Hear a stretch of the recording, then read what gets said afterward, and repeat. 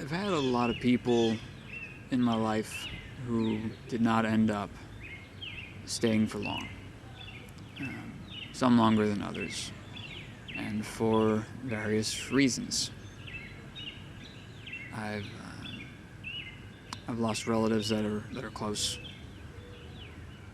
I've lost loved ones, partners, and when it comes to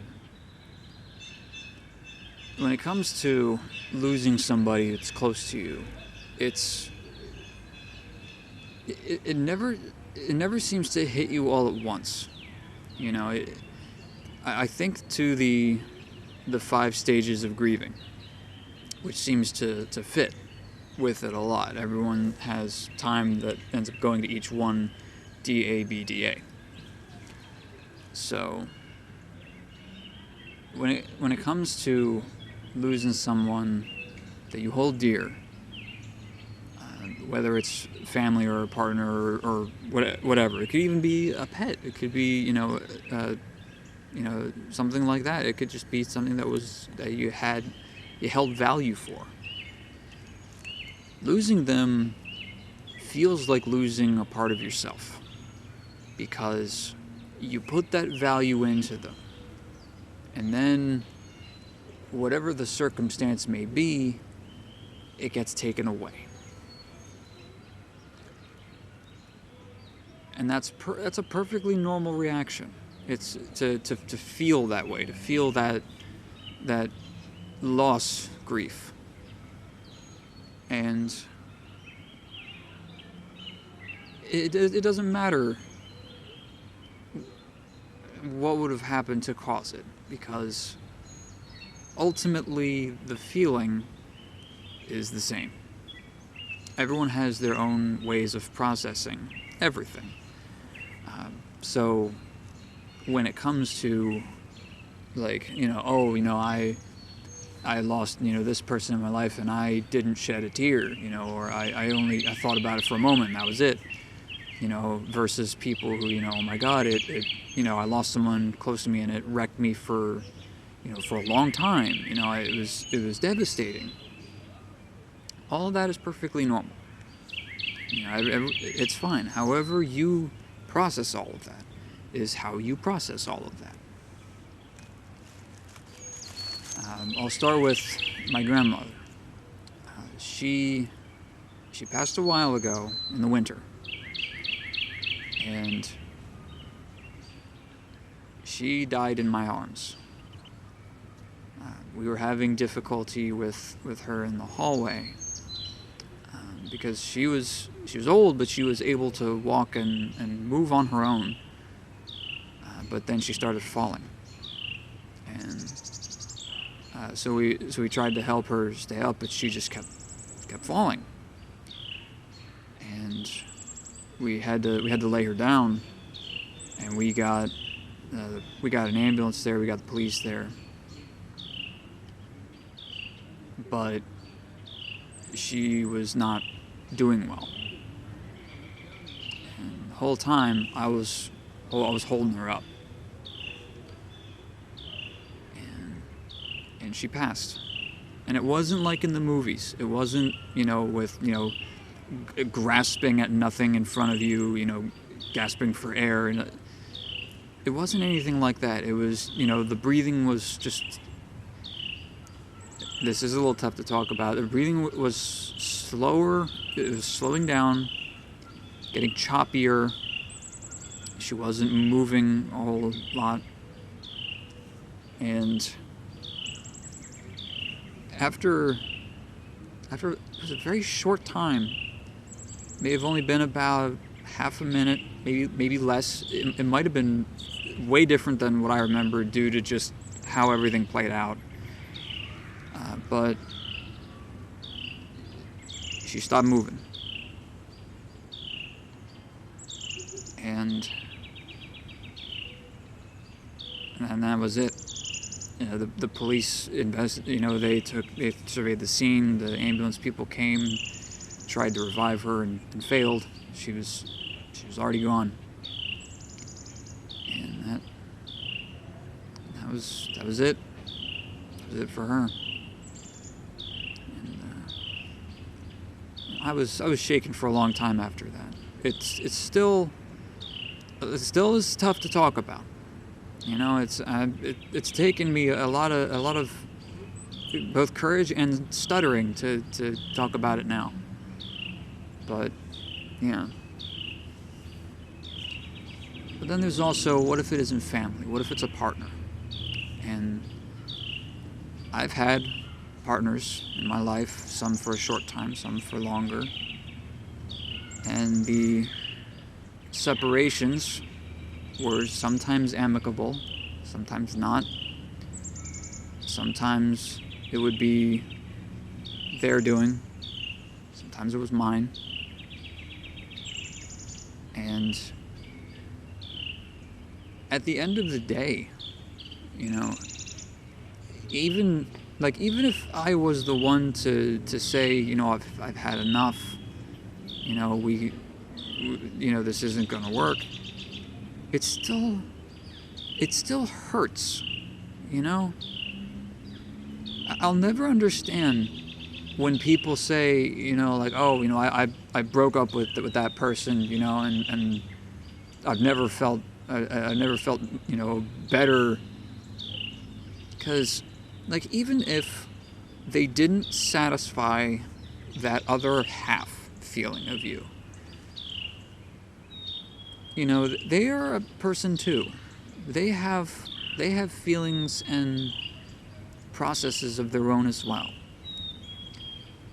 Surely there's even the smallest inkling of of empathy for that other person, you know, that things didn't work out, and that,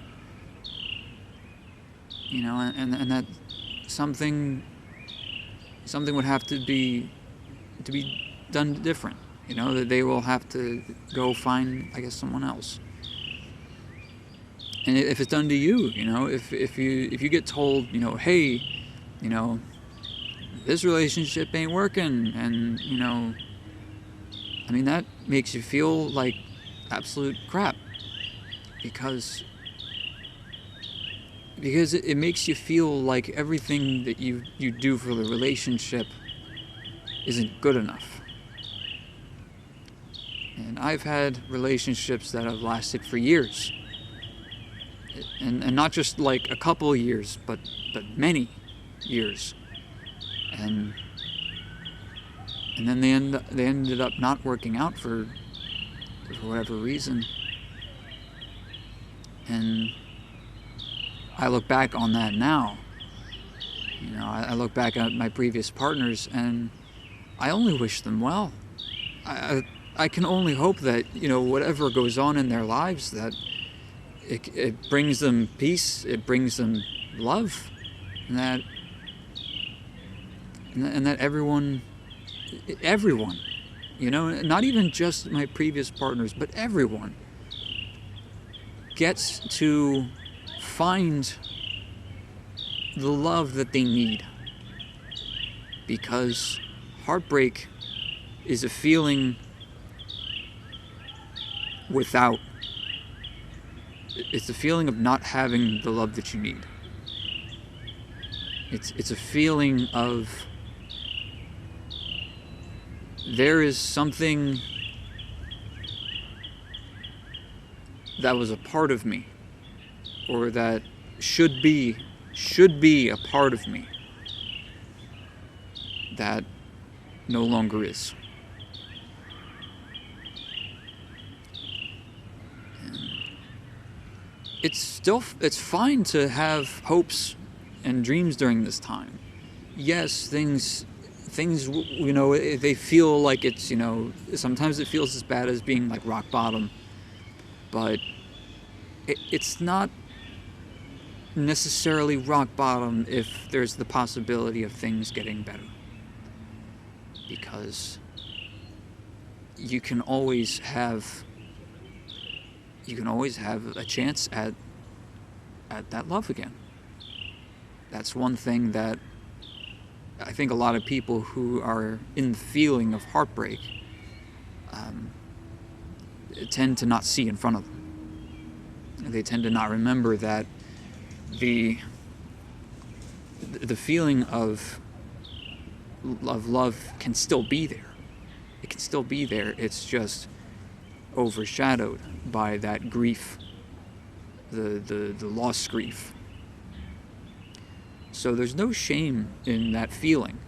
I know that Frank Zappa made a song called "Broken Hearts Are for Assholes," and while I'll always appreciate the music that the man had made, that is one thing I don't agree with, because broken hearts prove that you are capable of empathy for another thing, another being, another entity.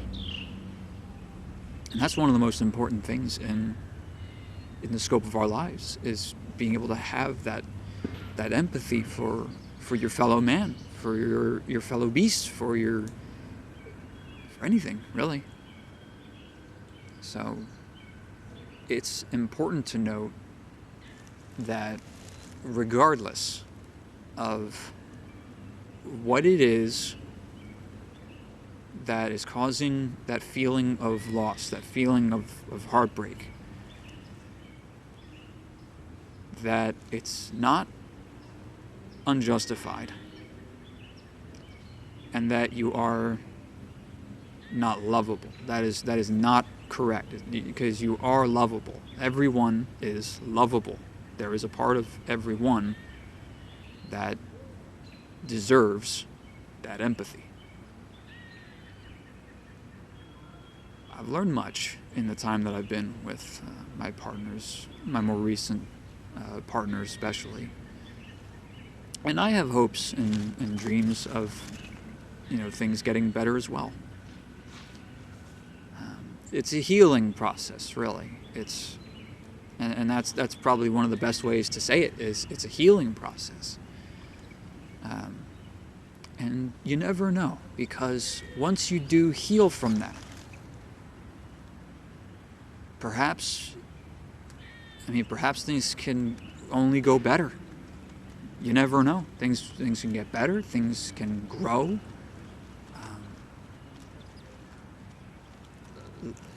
You got to keep going. Heartbreak is an awful feeling for anyone, for everyone. But you learn and grow from it. You become better people because you learn with the empathy it provides.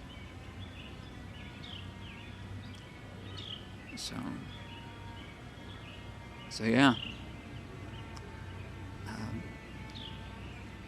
By the way, this was the last segment I've filmed, because I didn't feel like I was able to really talk about all this stuff earlier on with the segments that I was shooting.